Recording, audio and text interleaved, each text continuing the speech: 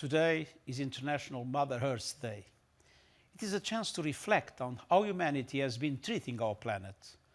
The truth is, we have been poor custodians of our fragile home. Today, the Earth is facing a triple planetary crisis: climate disruption, nature and biodiversity loss, pollution and waste. The triple crisis is threatening the well-being and survival of millions of people around the world.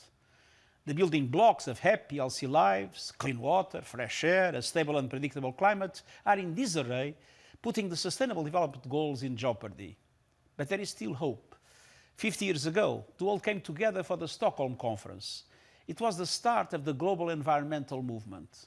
Since then, we have seen what is possible when we act as one. We have shrunk the ozone hole. We have expanded protection for wildlife and ecosystems. We have ended the use of leaded fuel, preventing millions of premature deaths. And just last month, we launched a landmark global effort to prevent and end plastic pollution. We have proven that together we can tackle monumental challenges. And the right to a healthier environment is gaining traction.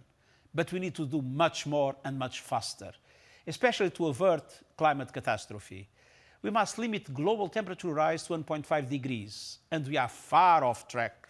To keep 1.5 alive, governments must have cut emissions by 45% by 2030 and achieve carbon neutrality by 2050. Main emitters must drastically cut emissions starting this year, and this means accelerating the end of our fossil fuel addiction and speeding the deployment of clean, renewable energy. At the same time, we must invest rapidly in adaptation and resilience, particularly for the poorest and most vulnerable who have contributed least to the crisis. In June, the world will gather once again in Sweden for the Stockholm Plus 50 meeting. Let us make sure our leaders bring the ambition and action needed to address our triple planetary emergency.